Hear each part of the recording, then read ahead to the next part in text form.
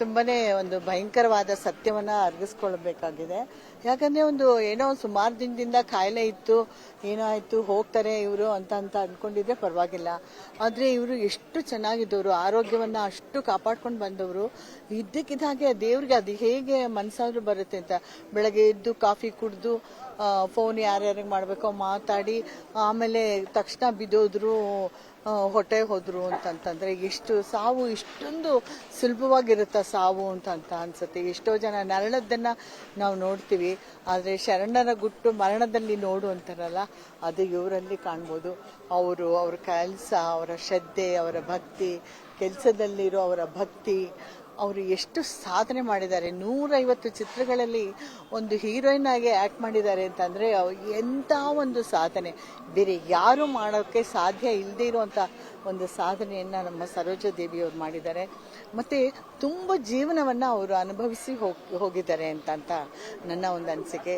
ನಾವೆಲ್ಲ ಬಂದ್ರೆ ಇಲ್ಲಿ ಒಂದು ಮದುವೆ ಇತ್ತು, ಅವಾಗಲೂ ಅಯ್ಯೋ ಇಷ್ಟು ಹತ್ರ ಇದೆ ನೀವು ಬರಲೇಬೇಕು ಅಂತ ಅವರನ್ನ ಕರೆಯೋಕೆ ಬಂದಿದ್ದೆ. ನಾನು ಅವ್ರ ಮನೇಲಿ ಊಟ ಮಾಡಿದ್ದೀನಿ. ಎಲ್ಲಾದ್ರೂ ಹೋಗ್ಬೇಕು ಅಂತಂದ್ರೆ ಅವ್ರಿಗೆ ಫೋನ್ ಮಾಡಿದ್ರೆ ಇಲ್ಲಿ ಊಟಕ್ಕೆ ಬಂದ್ಬಿಡು ಗಿರಿಜಾ, ನಾನು ಕಾಯ್ತಾ ಇರ್ತೀನಿ ಅಂತ ಅಂದ್ಬಿಟ್ಟು ಒಂದು ಅರ್ಧ ಗಂಟೆ ಕಾಯಿಸ್ಬಿಟ್ಟೆ ಅವ್ರನ್ನ. ಹಾಗೆಲ್ಲ ಮಾಡಿದ್ವಿ. ಆ ಥರ ಇತ್ತು ನಮ್ಮ ಒಡನಾಟ. ಮತ್ತೆ ನಮ್ಮ ಚಿತ್ರಗಳಲ್ಲಿ ಈಗಿನ ಚಿತ್ರಕ್ಕೂ ಹಿಂದಿನ ಚಿತ್ರಕ್ಕೂ ಇದ್ದ ವ್ಯತ್ಯಾಸ, ಒಂದು ಡೆಡಿಕೇಶನ್ ಅಂತ ಏನಿತ್ತು ಅದು ಇವಾಗೆಲ್ಲ ಮಾಯ ಆಗ್ತಾ ಇದೆ. ಒಂದು ಸರಳವಾಗಿ ತಗೋತಾ ಇದ್ದೀರಾ. ಇವಾಗ ಎಲ್ಲ ಚಿತ್ರಗಳು ಅವರು ಅಭಿನಯಿಸಿರೋ, ನಾವು ನೋಡಿರೋ ಎಲ್ಲ ಚಿತ್ರಗಳ ಪಾತ್ರಗಳು ನಮಗೆ ಗೊತ್ತು, ಅದರ ಡೈಲಾಗ್ ಕೂಡ ನಮಗೆ ಗೊತ್ತು. ನಾನು ಒಂದ್ಸಲಿ ದುಬೈಗೆ ಹೋದಾಗ ಅವರ ಕಿತ್ತೂರು ಚೆನ್ನಮ್ಮ ಸಿನಿಮಾದ ನಾಟಕವನ್ನು ನಿಮಗೆ ಕೊಡಬೇಕು ಕಪ್ಪ ಅದನ್ನೆಲ್ಲ ನಾವು ಅದು ಇನ್ನೂ ಜೀವಂತವಾಗಿದೆ ನೋಡಿ.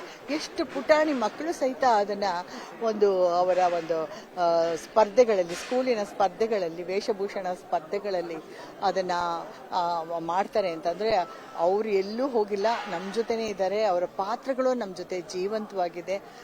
ಹುಟ್ಟಿದ ಮೇಲೆ ಸಾಯೋದಂತೂ ನೆಕ್ಸ್ಟ್ ಮೂಮೆಂಟೇ ರೆಡಿಯಾಗಿರುತ್ತಂತೆ. ಸಾವು ನಮ್ಮ ಬೆನ್ನ ಹಿಂದೆ ಇರೋದು, ನಮ್ಮ ಸ್ನೇಹಿತನಾಗಿರೋದು ಸಾವು ಒಬ್ಬನೇ ಅಂತ.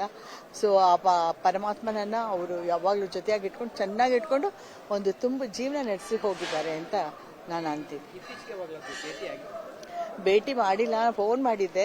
ಅವ್ರು ಯಾವುದೋ ಒಂದು ಫಂಕ್ಷನ್ಗೆ ಹೋಗ್ತಾ ಇದ್ರು, ಬಂದ್ಬಿಟ್ಟು ಫೋನ್ ಮಾಡ್ತೀನಿ ಅಂತ ಹೇಳಿದ್ರು. ಆ ಫೋನ್ ನನಗೆ ಬರಲೇ ಇಲ್ಲ. ನಾನು ಅವರಿಗೋಸ್ಕರ ಕಾಯ್ತಾ ಇದ್ದೀನಿ. ಪದೇ ನಾನು ಫೋನ್ ಮಾಡ್ತಾ ಇದ್ವಿ. ಇಲ್ಲಿ ಬಂದಾಗಂತೂ ಅವ್ರ ಮನೆಗೆ ಹೋಗೋದನ್ನ ತಪ್ಪಿಸ್ಕೋತೇನೆ ಅಲ್ಲ, ಅಷ್ಟು ಫ್ರೆಂಡ್ಲಿ ಆಗಿದ್ವಿ. ನಮಗೆಲ್ಲ ಎಷ್ಟು ಟಿಪ್ಸ್ ಕೊಡೋರು ಅವರು.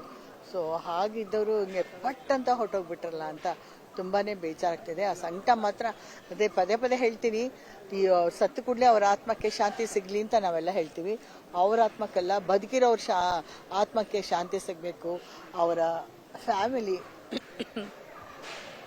ಅದನ್ನ ಸಹಿಸ್ಕೊಳ್ಳೋ ಅಂತ ಶಕ್ತಿ ಅವ್ರಿಗೆ ಕೊಡ್ಲಿ ಅಂತ ನಾವು ಏನಂತಂದ್ರೆ ಇದು ನಿಜನಾ ಅಂತ ಅನ್ಸುತ್ತೆ. ಸೊ 87 ಕಡಿಮೆ ವಯಸ್ಸಲ್ಲ, ಆದ್ರೂ ಅವರು ಅದನ್ನ ಸಂಪೂರ್ಣವಾಗಿ ಆನಂದವಾಗಿ ಕಳ್ತಿದ್ದಾರೆ.